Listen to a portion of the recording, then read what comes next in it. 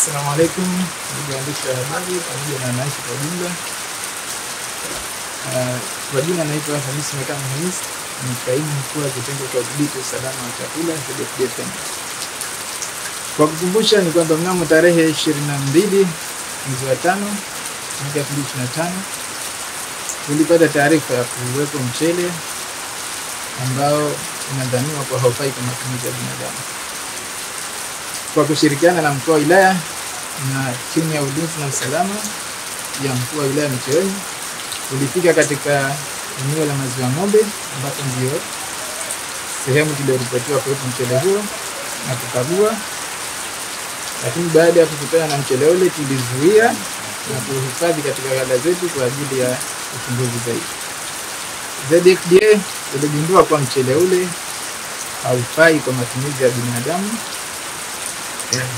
Baada ya kugundua kwamba mchele ule una vumbi sana, lakini una harufu, vile vile una wadudu, jambo ambalo linaweza likasababisha wale kuweza kutoa secretion tunaita, au vitu ambavyo vinaweza vikapelekea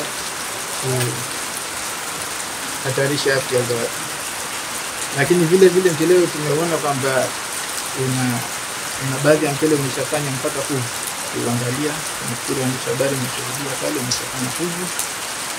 Kwa hiyo ZFDA imethibitisha kwamba mchele ule haufai kwa matumizi ya binadamu, na leo hapa katika eneo la Pareni mjini Chake Chake Pemba kwa ajili ya zoezi la uteketezaji wa mchele ule.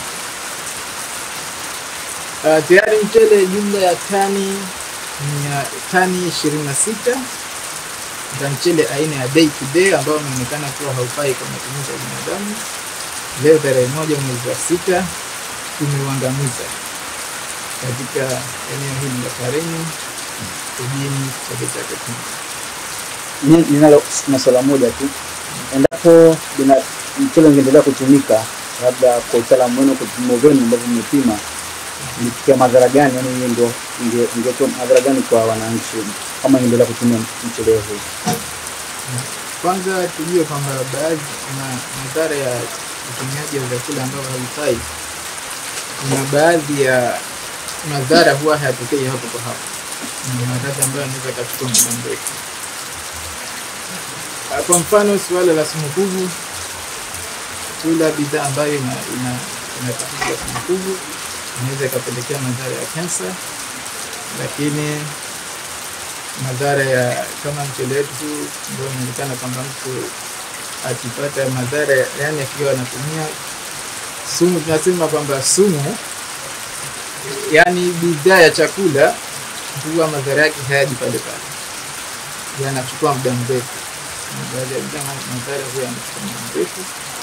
Kwa hiyo madhara kama kuna matatizo ya pressure, kuna matatizo ya sukari ambayo yanaweza kupelekea baada ya kutumia bidhaa ambazo hazifai.